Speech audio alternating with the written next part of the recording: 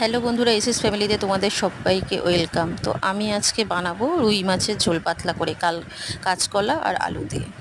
তো গরমের সময় এরকমভাবে পাতলা মাছের ঝোল কিন্তু বেশ ভালোই লাগে। তো সবার প্রথমে দেখো, আমি এখানে মাছগুলিকে ভালো করে লাল লাল করে ভেজে তুলে নিলাম। তারপরে আমি এখানে কাঁচকলা আর আলুটাকে ভালো করে ছাকা তেলে ভেজে তুলে নিচ্ছি। কাঁচকলা আলু ভাজা হয়ে গেল। এবার ওই তেলের মধ্যেই আমি এখানে ফোড়নে দিয়ে দিলাম জিরে, তেজপাতা আর গোটা গরম মশলা। তারপরে আমি এখানে একটা মশলা বানিয়ে রেখেছিলাম, তার মধ্যে আমি এখানে দিয়েছি আদা, একটু টমেটো, দুটো কাঁচা লঙ্কা, একটু জিরে। সব কিছু দিয়ে আমি ভালো করে এটা মিক্সিতে বেটে এর মধ্যে দিয়ে দিলাম। মশলাটা কষে গেল। কষানোর পরে আমি এখানে নুন হলুদ অ্যাড করলাম।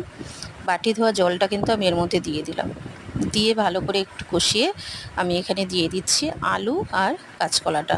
কাঁচকলা আলু দিয়ে আমি এখানে এক বাটি গরম জল দিলাম। গরম জল দিয়ে ভালো করে মাছটা দিয়ে ফুটিয়ে নিলাম। ফুটিয়ে নেওয়ার পরে আমি এখানে দিয়ে দিলাম উপর থেকে বেশ কিছুটা ধনেপাতা কুচি। গরমের সময় ধনেপাতা তো মাছের ঝোলে দিলে ভালোই লাগে। তো যাই হোক, মাছের ঝোলটা কিন্তু আমার একদম রেডি হয়ে গেল। গরমের সময় এরকমভাবেই পাতলা মাছের ঝোল কাঁচকলা আলু দিয়ে কে কে খেয়েছেন বলবেন। আর আমার রান্নাটা যদি ভালো লাগে অতি অবশ্যই কিন্তু কমেন্ট করবেন। তো আজকের মতো ভিডিওটা এখানেই শেষ করলাম। পরের ভিডিওতে আবার দেখা হচ্ছে।